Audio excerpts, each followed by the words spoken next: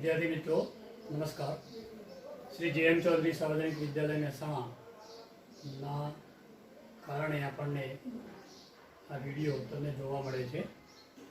શ્રી શ્રેણી પરની પ્રાથમિક પ્રક્રિયાઓ એના વિશે આજે આપણે શીખવાના છે, એટલે કે પરિવર્તનો વિશે શીખવાના છે। શ્રેણી પર કેટલીક ક્રિયાઓ આપણે કરતા હોઈએ છીએ, એને ટૂંકા સંકેતો દ્વારા કઈ રીતે દર્શાવાય એ આજે શીખીશું। કોઈ પણ બે હાર અથવા સ્તંભની અદલ બદલ કરવાની હોય તેનો સંકેત RI to RJ હાર હોય તો અને સ્તંભ હોય તો CI to CJ તરીકે દર્શાવાય। દાખલા તરીકે ઉદાહરણ લઈને સમજીએ। શ્રેણી કે બરાબર 2 3 4 5 7 10 આવો કોઈક શ્રેણીક આપણને આપેલો છે, -5 લખી। હવે આ શ્રેણીકમાં RI to RJ બે હાર, તો આપણે આ પ્રક્રિયા કરવા માંગીએ R1 to R2, એનો મતલબ થાય પહેલી અને બીજી હારની અદલા બદલી કરો। તો નવો શ્રેણીક બી જે મળશે એ આ પ્રકારનો હશે। પ્રથમ અને બીજી હારની અદલા બદલી, તો બીજી હાર પ્રથમ હારના સ્થાને લખીએ અને પ્રથમ હાર બીજી હારના સ્થાને લખીએ। 2 3 4 કોઈ પણ દાખલા કે 3 હાર વાળો શ્રેણીક હોય, 1 2 4 આમ આપેલું હોય, તો આ શ્રેણીક આ રીતે થશે।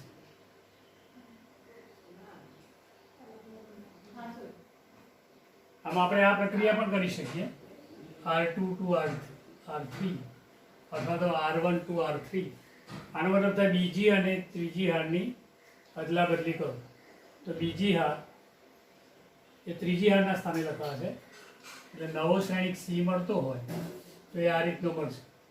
2 3 4 1 2 4 -5 7 10। હવે શું કર્યું, બીજી અને ત્રીજી હારની અદલા બદલી। આ પ્રમાણે CI to CJ પણ કરી શકાય। આપણે જ્યારે સી લખીએ ત્યારે કોલમ એટલે કે સ્તંભ સમજવાનું છે અને સ્તંભની અદલા બદલી થાય। દાખલા કે મેં આમ લખ્યું હોય C2 to C1 અથવા તો C3 to C1, તો ત્રીજા અને પહેલા સ્તંભની અદલા બદલી આ શ્રેણીક ઉપર લઈએ, શ્રેણીક A પર। તો શ્રેણીક બી બરાબર આપણને આ રીતનો મળશે। પ્રથમ અને ત્રીજો સ્તંભ અદલ બદલ કરવાનો છે, 4 10 4 એ પ્રથમ સ્તંભ લખીએ અને ત્રીજો સ્તંભ 2 -5 1 3 7 2। પ્રથમ અને ત્રીજા સ્તંભની અદલા બદલી, પહેલો અને ત્રીજો સ્તંભ એની અદલા બદલી એ આ પ્રકારે લખાય। તો આ પ્રકારના નોટેશન આપણે ઉપયોગ કરીશું અને એ આપણને આવડવા જોઈએ। બીજું નોટેશન, કોઈ પણ હાર અથવા સ્તંભના તમામ ઘટકોનો શૂન્યેતર સંખ્યા k વડે ગુણાકાર RI to KRI જો હાર હોય તો, ને સ્તંભ હોય તો CI to KCI લખાય જો k not equal to 0। કોઈ પણ શૂન્યેતર સંખ્યા વડે, માની લો કે આપણને આ એક શ્રેણીક આપેલો છે, આ શ્રેણીક આપણે આ પ્રક્રિયા કરવા માંગીએ છીએ R2 to 4R2। આનો મતલબ શું થાય, તો બીજી હારને 4 વડે ગુણતો બદલાશે કઈ હાર, બીજી હાર। તો અહીં શ્રેણીક બી બરાબર આપણને આ રીતનું મળશે, 2 3 4 1 2 4। જે ના બદલાય એવી બે હારો મેં લખી દીધી, બીજી હાર બદલાવાની થાય। અહીં ત્રીજી હાર લખી હોય R3 તો ત્રીજી હાર બદલાય, અહીં R1 લખ્યું હોય તો પ્રથમ હાર બદલાય। તો બીજી હારને આપણે 4 વડે ગુણીએ તો -20, બધા ઘટકોને ગુણવા પડે। અહીં 7 ચોક 28, 4 ગુણ્યા 10 40, આ પ્રમાણેનું પરિવર્તન થાય। હવે CI to KCI એનો મતલબ જે હાર લઈએ છીએ એને બદલે સ્તંભ લઈએ। કોઈ પણ સ્તંભને કોઈ સંખ્યા વડે ગુણીએ તો એના બધા ઘટકોને ગુણવા પડે, એ પ્રમાણે હારમાં પણ બધા ઘટકોને ગુણવા પડે।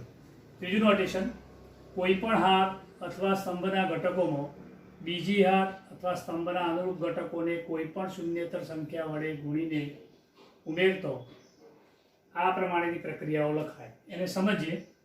આ એક શ્રેણિક આપણને એ આપેલો છે, એના ઉપર હું આવી પ્રક્રિયા કરવા માંગુ છું. R2 2 R2 3R1. આનો મતલબ શું થાય? તો પ્રથમ હારને 3 વડે ગુણવાનો, અહીં જેમી હારને k વડે ગુણી આઈની હારમાં ઉમેરવાના, પ્રથમ હારને 3 વડે ગુણી બીજી હારમાં ઉમેરતો નવો શ્રેણિક બી મળશે. એ આ પ્રમાણેનો હશે. બદલાવાની થાય બીજી હાર. તેથી બીજી હાર આપણે લખતો બાકીની બે હારો લખી દઈએ 1 2 4. હવે પ્રથમ હારને 3 વડે ગુણો. 3 ગુણ્યા 2 6. એને બીજી હારમાં ઉમેરો 6 - 5 1. એ પ્રમાણે આને 3 વડે ગુણ્યા તો 3 ગુણ્યા 3 9 વત્તા 7 16. એ પ્રમાણે આ 3 વડે આને R1 ને ગુણીએ છીએ 3 વડે, એટલે બધા ઘટકોને ગુણવા પડે ને આ બધા ઘટકોમાં ઉમેરવા પડે. તો 4 3 12 વત્તા R2 12 વત્તા 10 22 થાય. આ પ્રમાણે સ્તંભ પર પણ પ્રક્રિયાઓ કરી શકાય, જેમાં સ્તંભને k વડે ગુણી આઈમાં સ્તંભમાં ઉમેરતો આઈનો સ્તંભ બદલાય. જેમી હારને k વડે ગુણી આઈની હારમાં ઉમેરતો આઈની હાર બદલાય. જેમ આપણે હાર ઉપર પ્રક્રિયા શીખ્યા એ પ્રમાણે સ્તંભ ઉપર પણ કરી શકાય. આટલી પ્રક્રિયાઓ આપણને આવડવી જોઈએ. ત્યાર પછીની એક વ્યાખ્યા આપણે જોઈશું મિત્રો. વ્યસ્ત સંપન્ન શ્રેણિક. જો m કક્ષાવાળા ચોરસ શ્રેણિક, m કક્ષાવાળો એટલે m/m ચોરસ શ્રેણિક a ને સંગત બીજો એક m કક્ષાવાળો શ્રેણિક b એવો મળે કે જેથી AB બરાબર BA બરાબર I થાય તો b ને શ્રેણિક A નો વ્યસ્ત શ્રેણિક કહે છે અને તેને A ઇન્વર્સ વડે દર્શાવાય છે. શું થવું જોઈએ?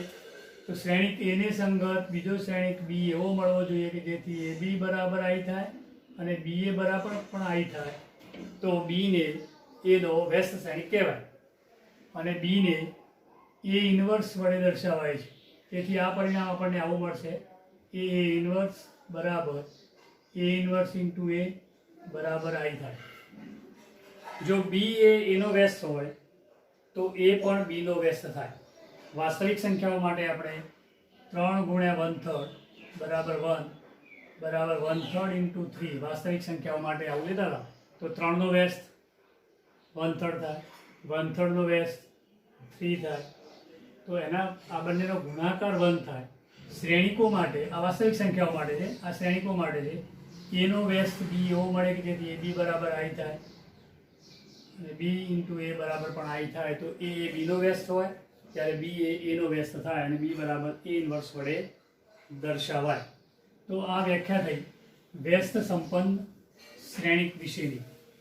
ત્યારબાદ આપણે નવી એક બાબત શીખીશું જે અગાઉ આપણે પ્રમેય 1 અને 2 શીખ્યા હતા એ પ્રમાણે પ્રમેય 3 અને 4 પણ શીખીશું.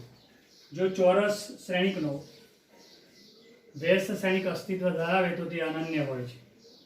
દાખલા કે 3 ની વ્યસ્ત 1/3 હોય તો બંનેનો ગુણાકાર 1 થાય એવી એક જ સંખ્યા મળશે. બીજી કોઈ સંખ્યા અસ્તિત્વ ધરાવતી નથી. એટલે 3 નો વ્યસ્ત એક જ હોય, એક અને માત્ર એક જ હોય અને તે 1/3 હોય. એ પ્રમાણે શ્રેણિકો માટે A ઇન્ટુ B એનો વ્યસ્ત A ઇન્ટુ B હોય તો A ઇન્ટુ B બરાબર I થાય તો B એ અનન્ય હોય એટલે એક અને માત્ર એક જ હોય. આપણે જોઈએ, આપણે એના બે વ્યસ્ત શ્રેણિકો ધારીએ અને જોઈએ શું પરિણામ મળે છે. ધારો કે શ્રેણિક A નો ના વ્યસ્ત શ્રેણિકો B અને C છે આપણે બે શ્રેણિકો વ્યસ્ત શ્રેણિકો ધાર્યા. અહીં પ્રમેયનું સ્ટેટમેન્ટ છે કે વ્યસ્ત શ્રેણિક હોય તો તે અનન્ય હોય. એનો મતલબ બી અને સી બે શ્રેણિકો ના હોય, એટલે કે બી બરાબર સી હોય, બંને સમાન હોય. એનો વ્યસ્ત શ્રેણિક બી હોય તો વ્યાખ્યા પ્રમાણે એ બી બરાબર બી એ બરાબર આઈ થાય. અને એનો વ્યસ્ત શ્રેણિક સી પણ હોય તો એસી બરાબર સીએ બરાબર પણ આઈ થાય. હવે આપણે અનન્યતા સિદ્ધ કરવી હોય તો બી બરાબર સી બતાવવું પડે. તો તે માટે હવે બી બરાબર બી ઇન્ટુ આઈ લખાય. બીનો એકમ શ્રેણિક આઈ સાથેનો ગુણાકાર શ્રેણિક પોતે બી થાય. અને આઈ બરાબર આપણને આપેલા છે બી એ અથવા સી એ અથવા એસી અથવા એ બી. બધામાંથી કોઈ એક પરિણામ આપણું ઉપયોગી હોય એનો ઉપયોગ કરીશું. તો એસી બરાબર આઈ થાય, એટલે આઈ બરાબર એસીને લખ્યા. આઈની જગ્યાએ એસી. જૂથના નિયમ પ્રમાણે શ્રેણિકોના ગુણાકારમાં જૂથના નિયમનું પાલન થાય. તેથી એ અને સીનું જૂથ હતું, હવે બી અને એનું જૂથ આ પ્રમાણે લખીએ. હવે બી એ બરાબર કેટલા લખાય? તો બી એ બરાબર આઈ થાય, તો I into C, I into C, I into C બરાબર સી, બી બરાબર સી. આનો મતલબ જો શ્રેણિકનો વ્યસ્ત શ્રેણિક અસ્તિત્વ ધરાવતો હોય તો તે અનન્ય હોય. આપણે બે શ્રેણિકો ધાર્યા હતા પણ એ બંને સમાન છે. એનો મતલબ શ્રેણિકનો વ્યસ્ત શ્રેણિક અનન્ય હોય છે. એ અને બી સમાન કક્ષાવાળા વ્યસ્ત શ્રેણિકો હોય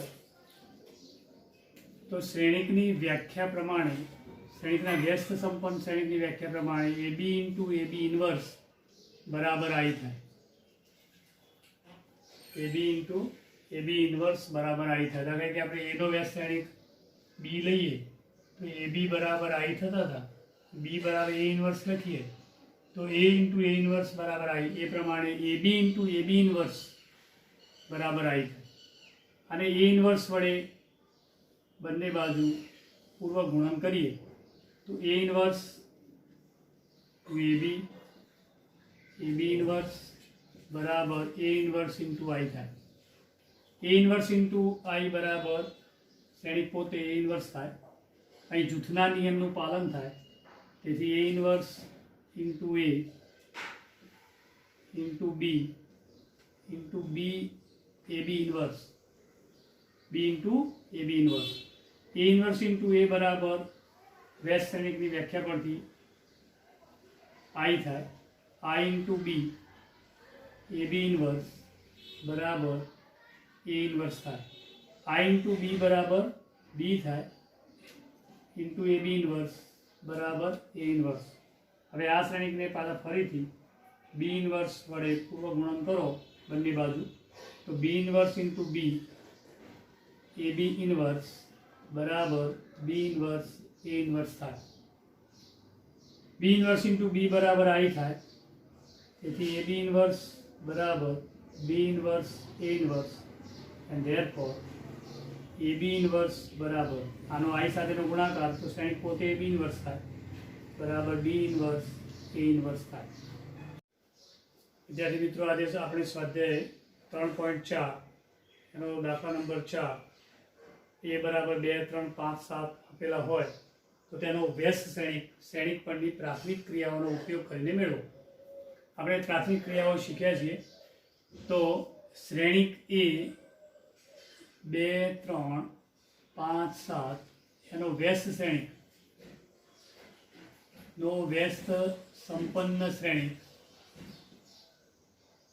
એ ઇન્વર્સ મેળવો.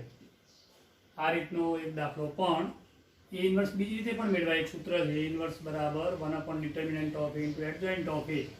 પણ એનો ઉપયોગ નથી કરવાનો. અહીં શ્રેણિક પરની પ્રાથમિક ક્રિયાઓ ના ઉપયોગથી મેળવો. આ પ્રમાણેનો આપણને પૂછ્યું છે. એ ઇન્ટુ એ બરાબર આઈ ઇન્ટુ એ થાય. એ બરાબર આઈ ઇન્ટુ એ લખાય. હવે જો આપણે આ શ્રેણિક એ લખીએ તો 2, 3, 5, 7 આઈ બરાબર 1, 0, 0, 1 અને અહીં આપણે શ્રેણિક એ આ રીતે લખીશું. આપણે અહીં આગળ આઈ લાવીશું. તો અહીં એ ઇન્વર્સ આવશે. એટલે આમ હોય આઈ બરાબર એ ઇન્વર્સ ઇન્ટુ એ. તો આ જે શ્રેણિક છે એ આપેલા શ્રેણિકનો વ્યસ્ત શ્રેણિક થાય. એ પ્રમાણેની આપણે પ્રાથમિક ક્રિયાઓ કરીશું કે જેના કારણે અહીં શ્રેણિક આઈ બનશે અને અહીં એક બીજો શ્રેણિક બનશે જે એ ઇન્વર્સ હશે. એ ઇન્વર્સ ઇન્ટુ એ બરાબર આઈ થાય. હવે શ્રેણિક આઈ એ એકમ શ્રેણિક હોવાથી અને આ 2/2 હોવાથી 1001 થાય.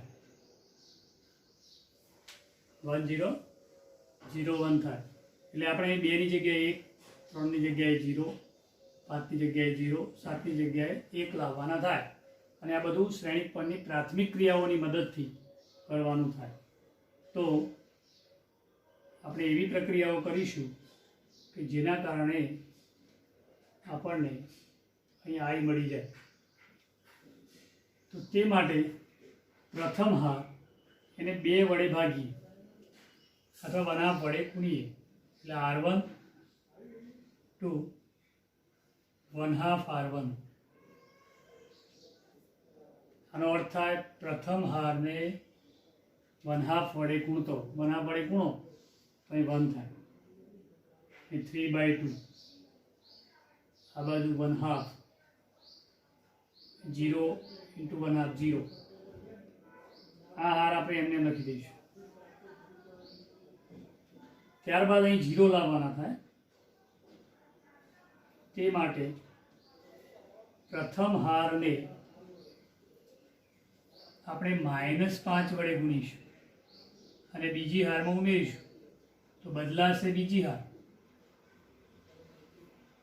પ્રથમ હારને -5 વડે ગુણીએ અને બીજી હારમાં ઉમેરીએ તો અહીં 0 આવશે. 0 લાવવા આ 1 3/2 એમના એમ જ લખી દઈએ. 1/2 0. આને -5 વડે ગુણીએ આમાં ઉમેરીએ તો અહીં 0 થાય. આને -5 વડે ગુણીએ તો -15/2 અને આમાં ઉમેરીએ તો 7. 7 × 2 14 -15 ભાગ્યા 2 તો -1/2 થાય.